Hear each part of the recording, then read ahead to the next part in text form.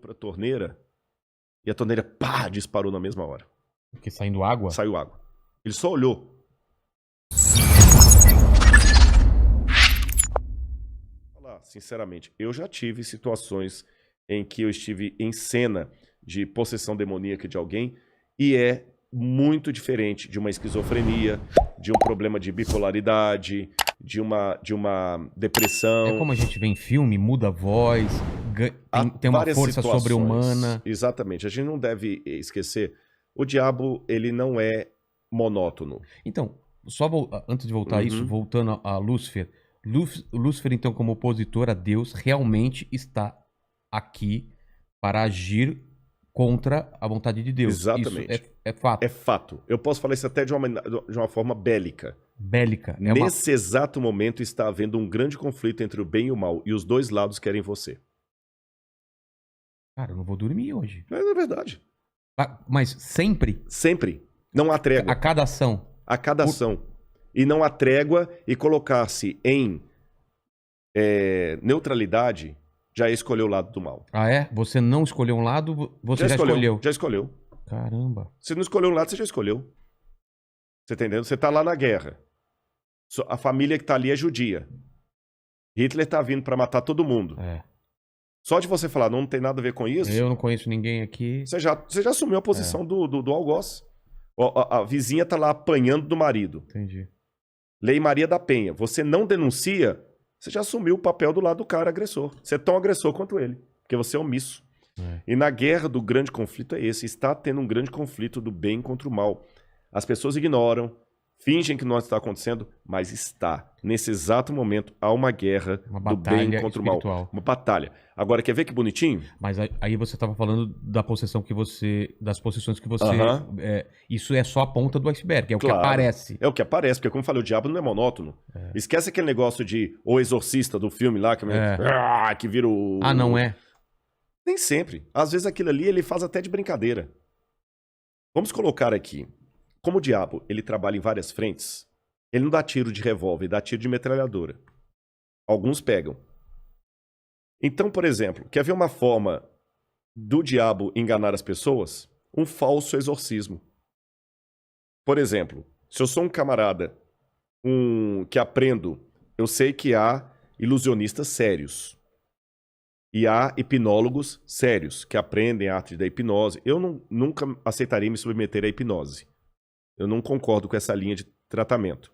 Mas em que pese a minha discordância da terapêutica hipnótica, eu admito que há os hipnólogos sérios. Que têm diploma de hipnologia. Você entendeu? E tem os caras que fazem pra câmera uma coisa falsa. E tem aquele picareta que ele aprende a mesma técnica do sério. Ele vai lá num altar com um óleo consagrado em Jerusalém, um óleo que ele trouxe do Monte Calvário. Aí põe na testa da pessoa, joga alguns efeitos de hipnose. Sugestão. De autossugestão, a pessoa cai ali, fica dura. Sai demônio, faz aquele teatro todo. Sim. Aquele ali foi um falso exorcismo. Mas foi satânico. Sabe por quê? O diabo aproveita essa questão porque ele sabe que algumas pessoas vão ficar com medo. Outras vão pegar aquilo ali para desdenhar tudo que é de Deus. Ele vai pegar tudo e colocar num balaio só. Então, se você falar, hoje eu vou entrevistar um cara que é crente, é mais um. Então, até nisso ele ganha. Você tá entendendo? Agora, não se deixe enganar. O conflito está acontecendo. Se eu falasse isso aqui de maneira mais bonitinha, se eu falar o seguinte, não, eu vou falar com você hoje da teoria de Kardashev.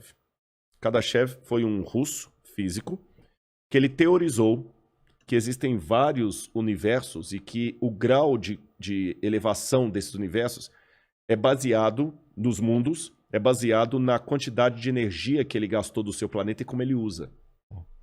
Não tem nenhuma comprovação disso, nada. Mas Kardashev era um físico russo. Ele criou a teoria de Kardashev. E tá aí. Você entendeu? E todo mundo, nossa, legal, se eu falar lá na escola da USP de física lá, eu vou falar sobre Kardashev, todo mundo vai ouvir a palestra, que interessante, tudo. Então existem graus de civilização, ele fala de civilizações interplanetárias, as mais sofisticadas e as menos. Aí todo mundo ouve com respeito.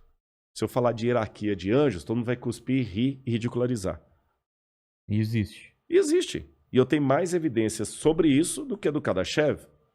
Então, por isso que eu falo, as pessoas têm que aprender a pensar e não simplesmente repetir mantras. Mas me fala, eu te interrompi sobre esses...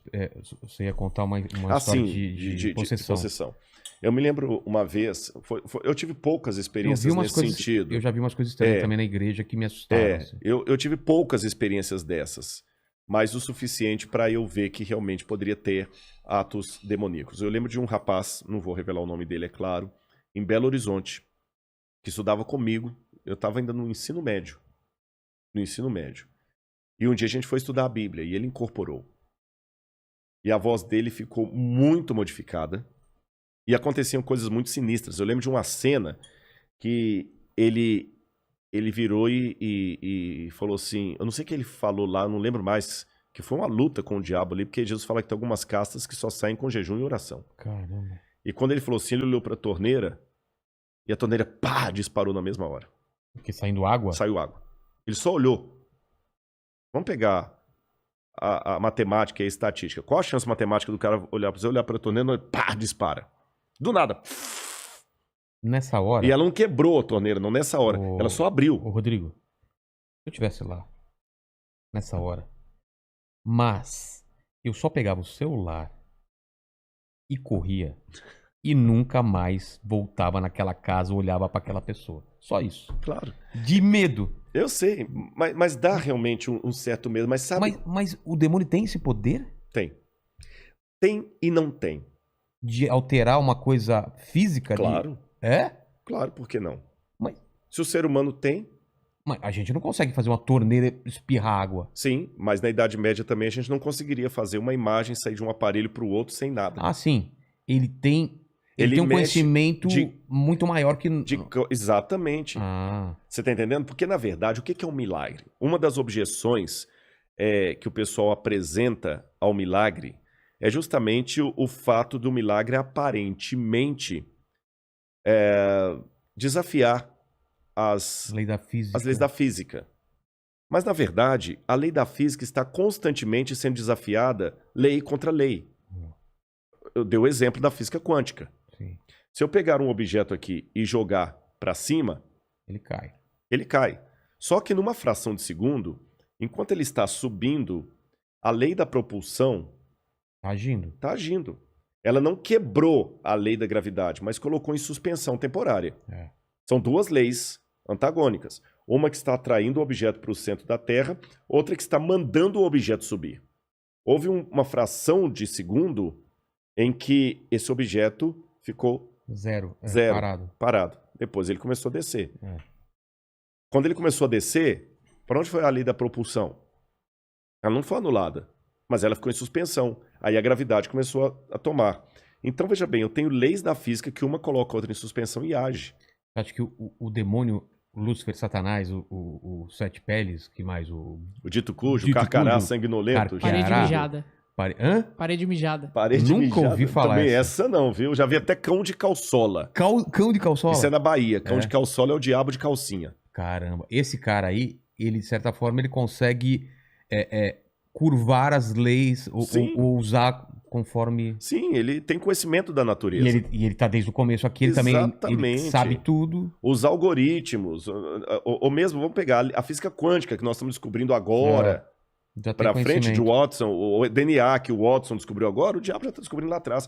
Só que hoje o método dele é mais sofisticado, ele atualiza. Rede social. Certeza. Você está entendendo? Por que fica aparecendo aquelas minas dançando quando você abre o TikTok? É o demônio. É um monte de coisa. Ele tem meios de dominar a mente das pessoas. E outra, mesmo muita gente fala assim, eu não quero saber de religião, não, porque religião oprime. Religião, olha... Limita. Quer ver o que limita e oprime? Algoritmo de YouTube. Total. Você fica dentro de uma bolha. Aliás, um documentário que, desculpa fazer merchan aqui, mas que todo mundo tem que assistir, é o Dilema das Redes. Incrível, já falei várias vezes dele. É o Dilema das Redes, você tá entendendo? Quer coisa para tirar mais... Tem um livro chamado Biology, que não significa biologia. Buy, to buy, em inglês, comprar, ology. Biology. A capa dele é amarela, muito interessante. Agora eu esqueci o nome do autor aqui. Esse livro, ele mostra as técnicas comerciais para te obrigar a comprar. Então você acha que você gosta da Coca-Cola porque você gosta da Coca-Cola? Não, porque tem técnicas subliminares em filme que você sai do cinema querendo tomar uma Coca-Cola. A gente já está comprovado isso aí. Fizeram várias experiências, colocar um frame no meio de vários. Exatamente. Com a Coca-Cola Parece que você teoria não da vê. conspiração. E muita gente que fala assim, não quero saber de Deus porque oprime ele. Não, o que oprime é justamente... Olha que interessante. Você sabe qual a palavra que mais se repete nos 10 mandamentos de Deus? Não. Não. Bingo. Quando eu olho assim, a palavra não parece que ela vai tirar a minha liberdade, vai tolir minha liberdade. Não faça não, isso. Até para falar não, independente do idioma, não em hebraico, lo. Não, em alemão. Em alemão, nein. Em português, não. Em espanhol, no. no. Em inglês, né? Not. Não. Tudo te faz fechar. Agora vamos pegar as palavras como sim. Em hebraico, can. Can. Em inglês, yes. Em português, sim, te obriga a sorrir. Então o não parece que já é uma coisa que ninguém quer saber. Tanto é que o pessoal de neurolinguística diz que se você quer induzir uma pessoa a uma coisa, jamais diga para ela assim, olha, não esqueça de trazer, que ela vai esquecer. O correto é, lembre-se de. Tá. Mas vamos olhar dentro da ótica divina. O não vai te dar liberdade. Sabe por quê? Suponhamos que, por essas leis que você não tem controle sobre ela, você fosse obrigado a me dar um presente no meu aniversário. Como assim? Supostamente. Aí que existe uma lei?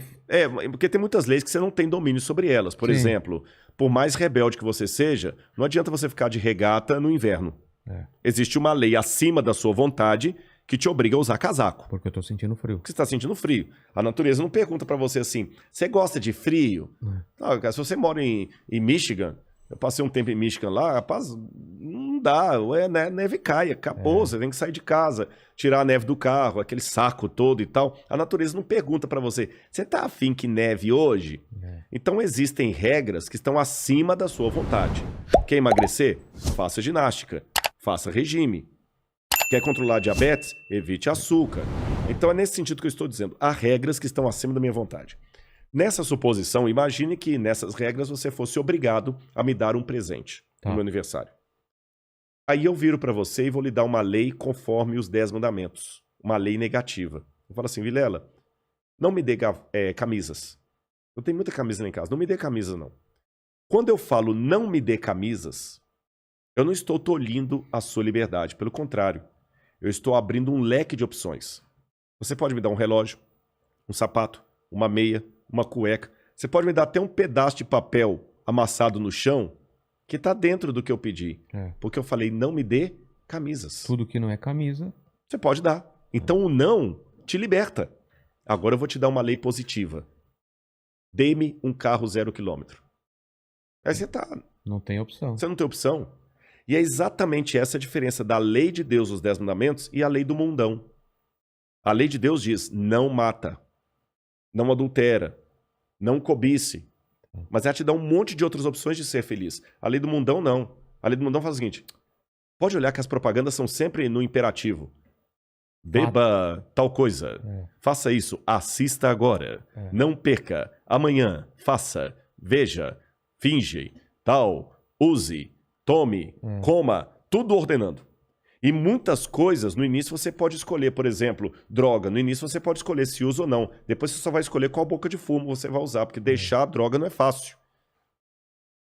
Então, quer dizer, a lei do mundo, ela tem uma aparência de piedade, de liberdade, mas ela tolhe você. Ela tem uma aparência de sim. De sim, mas é um sim que te obriga. Por isso que muitos jovens hoje, eles não são o que são porque eles gostariam de ser. Eles são o que são porque se eles ousarem ser diferentes, a galera vai excluí-los. E ninguém quer ser esquisito. Ninguém quer ser rechaçado. Quer fazer parte de uma turma. Ele tem que fazer parte de uma turma, então ele paga o preço da turma. Ele não vai para a igreja porque a igreja tolhe a liberdade. Mas ele se envolve numa turma que igualmente tolhe a liberdade dele e ele faz aquilo bonitinho, sem questionar. Sem reclamar. Exatamente. Esse é o ponto.